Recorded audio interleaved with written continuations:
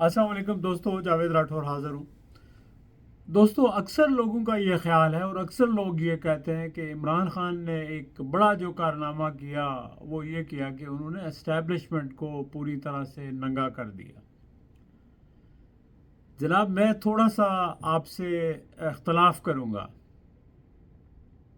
Establishment को जहाँ तक नंगा करने की बात है, तो ये आप लोगों की जो है यादाश्त है जो कमज़ोर हो जाती है। एस्टैब्लिशमेंट तो ख़ुद नंगी हो गई थी 1971 में, जब पाकिस्तान दो लख्त हुआ, जब आपके 90,000 फौजियों ने हथियार डाले। और फिर उसके बाद जब एस्टैब्लिशमेंट ने ही पाकिस्तान को एटमी कुव्वत बनाने वाले सियासतदान को तख्तादार पे लटका दिया, जो अपने मुल्क के लिए स्टैंड कर रहा था और झुक नहीं रहा था। और फिर उसके बाद जो भी कारनामे हैं एस्टैब्लिशमेंट के, वो सारे आपके सामने हैं, लेकिन आप लोग भूल जाते हैं। लेकिन मैं समझता हूँ कि इमरान खान ने एक जो और बड़ा काम किया है वो ये है कि वो सियासतदान जो हमेशा आपको तिफल तसल्लियाँ देते रहे, झूठ बोलते रहे और आपके सामने हीरो बन के आते रहे और आप भी उनको अपना हीरो बनाते रहे, वो सियासतदान बुरी तरह बेनकाब हो गए हैं। आप खुद देखिए कि एक शख्स जो 3 बार वजीर आज़म रहा और उस शख्स ने अपने सियासत में आने से लेकर आज तक कितनी बार जो है वो गैर सियासी काम किए, गैर जमहूरी काम किए, कितनी बार झूठ बोला, धोखा दिया, करप्शन की, मनी लॉन्ड्रिंग की, लेकिन आप हैं कि आप मानने के लिए तैयार नहीं थे। आपको मालूम है कि पाकिस्तान में पहली बार जो है ये जो तोड़ जोड़ की सियासत असम्बलियों के अंदर लोटा करेसी शुरू हुई, इसकी इब्तदा मोहतरम मियाँ साहब ने छांगा मांगा से शुरू की। फिर पाकिस्तान के अंदर जो एक और लानत पैदा हुई जिसे लफाफा सहाफत कहते हैं, उसके माशाअल्लाह बानी भी मियाँ साहब हैं।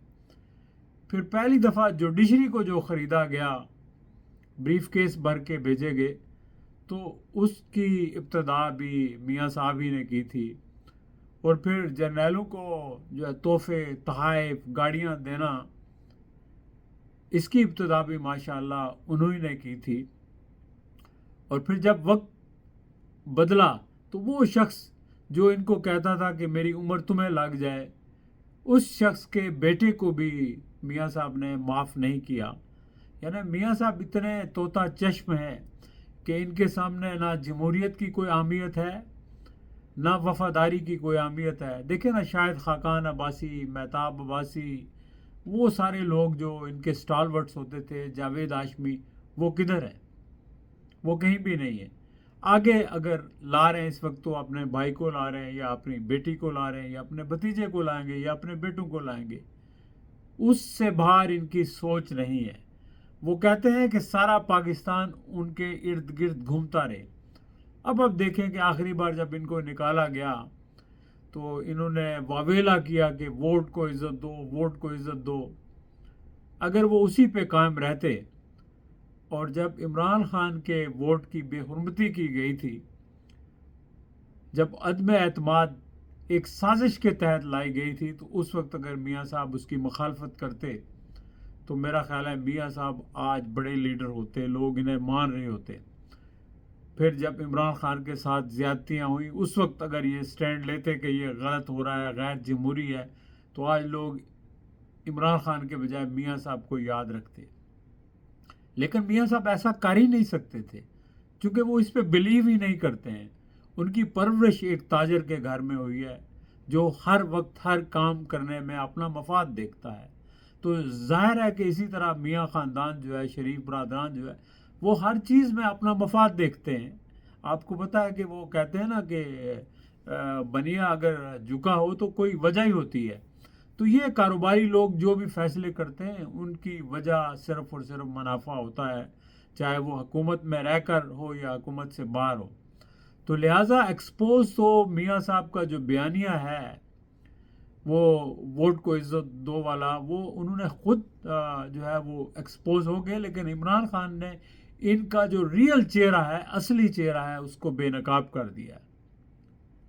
اب اس کے بعد پاکستان کے لوگ کسی بھی صورت میں ان کو ایکسیپٹ نہیں کریں گے، اور ابھی جو رہ سہ گئی ہے ان کی، جو ابھی تھوڑی بہت اکثریت ہے، جو اقلیت یا اکثریت جو بھی کہیں، جو ان کی فالوئنگ ہے، یہ بھی ختم ہو جائے گی۔ یہ لوگ پوری طرح ایکسپوز ہو چکے ہیں، اور جو مریم نواز ہیں ان کے آنے کے بعد تو میں سمجھتا ہوں کہ اور مسلم لیگ جو ہے وہ بالکل فارغ ہو جائے گی۔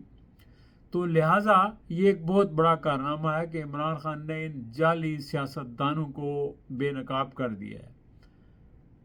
لوگوں، آپ پر عمران خان نے اعتماد کیا اور آپ اعتماد پر پورا اترے۔